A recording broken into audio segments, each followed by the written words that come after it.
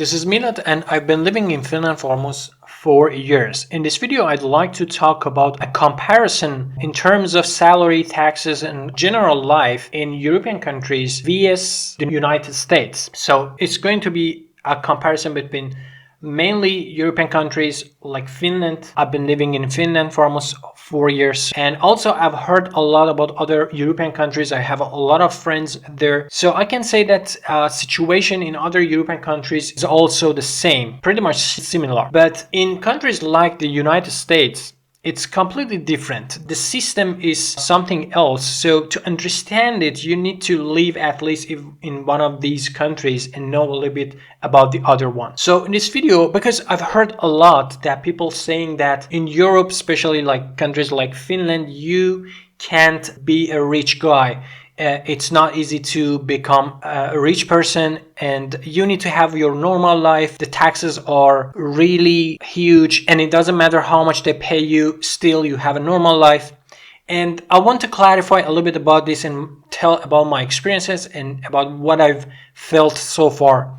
And I can say that all these things are true to some extent, but to understand it, you need to investigate it carefully. First of all, let me talk a little bit about the tax system we have in Europe, or based on my experience, what we have here in Finland. I can say that it's pretty much similar in other European countries. It could be a little bit less, could be a little bit more, but I can say that in Finland has the highest tax rate. So that way, when you understand how these things work in Finland, you can apply to other countries, other European countries as well. Let's say that you are earning like 4,000 euros per month as an employee. You have to pay something around 30 to 35% for tax and plus pension and plus other expenses. So altogether, it's going to start from 30% to 35%. It's the range. And then the final result is going to be, after deducting the tax and all of these costs, 30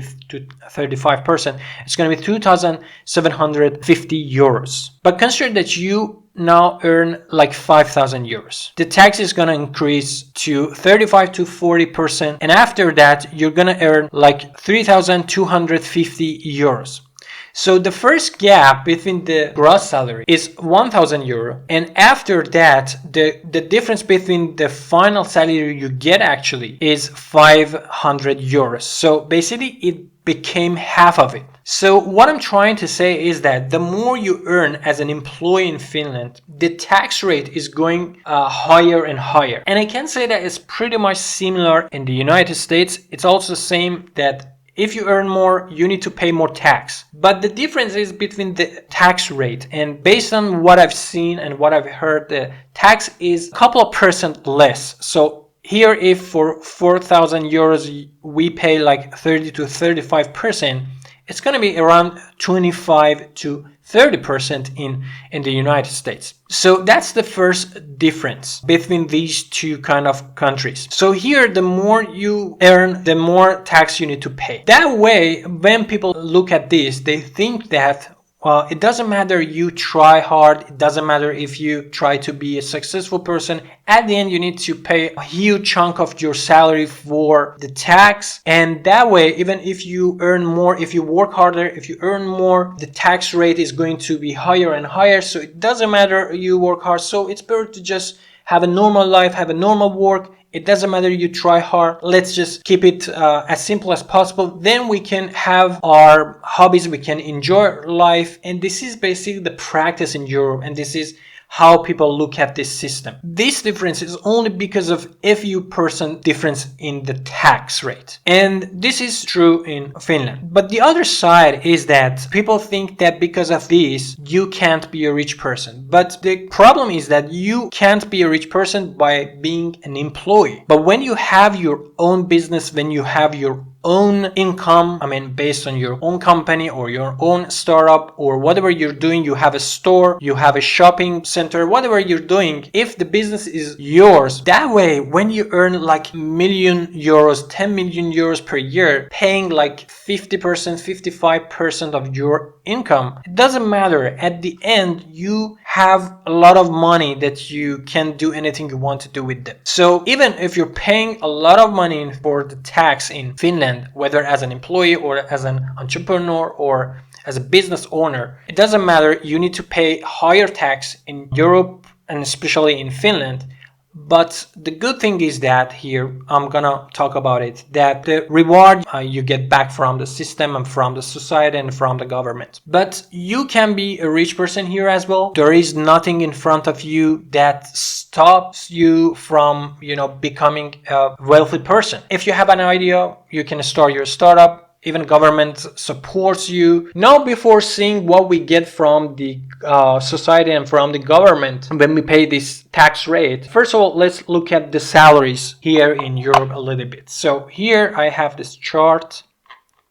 So as you can see, I can say that the minimum salary you could get in Finland, it's like 1,500 euros. It's for general works. If you work full time, as a cleaner, as a delivery guy, things like this. Then at the next level, I think it's more kind of taking care of old people. At the next level, I could say that it's chef and cook, then designers, developers, then at top of the chart, we have doctors and managers. So I can say that it can go up to like 8,000, 9,000, even 10,000 euros. But this is the rate we see all the time in Europe and especially in Finland. And the main difference between the salaries in Finland, in Europe and the United States is that in European countries, we have a minimum and a maximum usually, and the range is quite defined.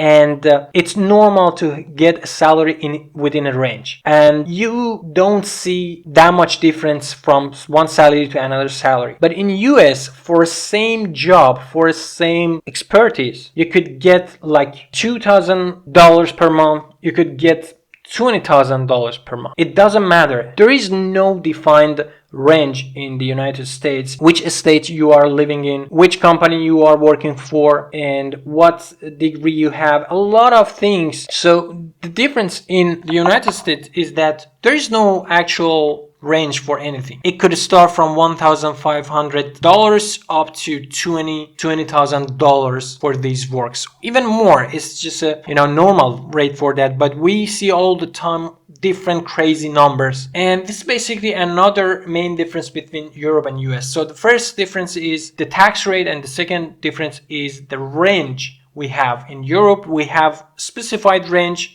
Usually the unions talk with their members and they decide about a range. But in the United States, well, everybody can say whatever they want. And the next thing, which is important, but in Europe, we have higher tax rate, we have a limited range of salaries, but we get a lot of things from the society, and you start to see this after a long time. And you start to see this when you have children, when you live enough at this country. So for instance, getting social benefits, we use a lot of these social benefits as an immigrant. And even though when I came to the country, I started paying taxes right away from the beginning, my wife had and used some of these social benefits. Also, unemployment benefit, we have that it's great. There are some funds that they're not that expensive, they're all really cheap.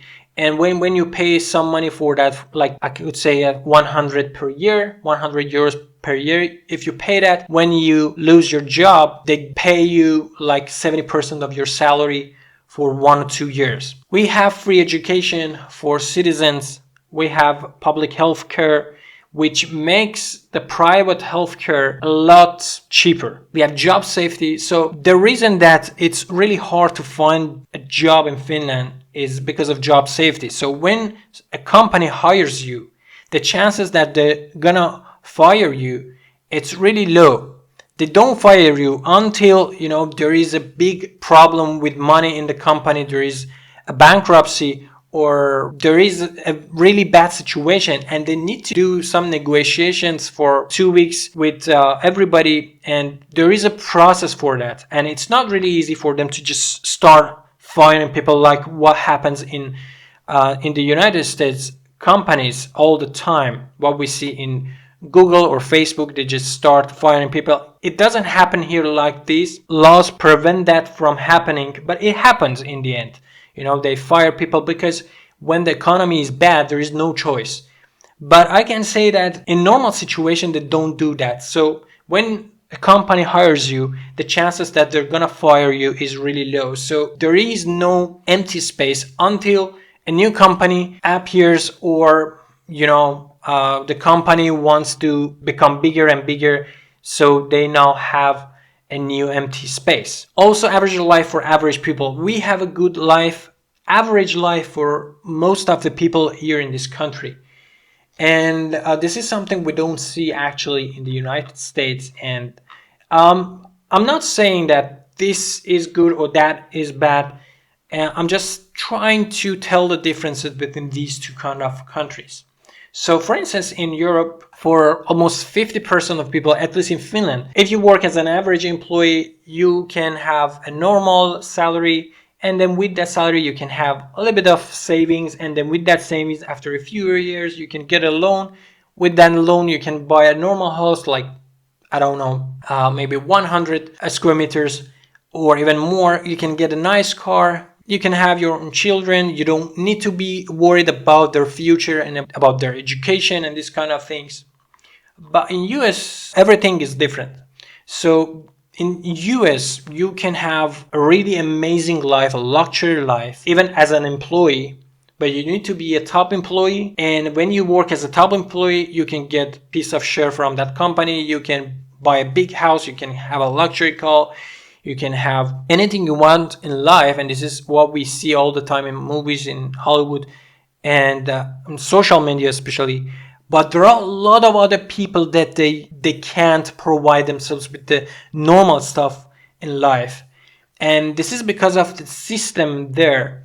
And I like that system as well, and there is no ultimate great system in the end, and it's just different ways of living. And based on which country you are living in, you need to adapt yourself. And so this was basically the video. I just want to clarify the differences between European countries, especially Finland, and the United States. If you have anything else, if you think I'm wrong in some places, just let me know. I'd like to know. But this is something that I've understood so far, and I was trying to understand this, but there are limited resources about this, but I try to come up with a conclusion myself. I hope you enjoyed this video. See you soon with another video. Bye bye.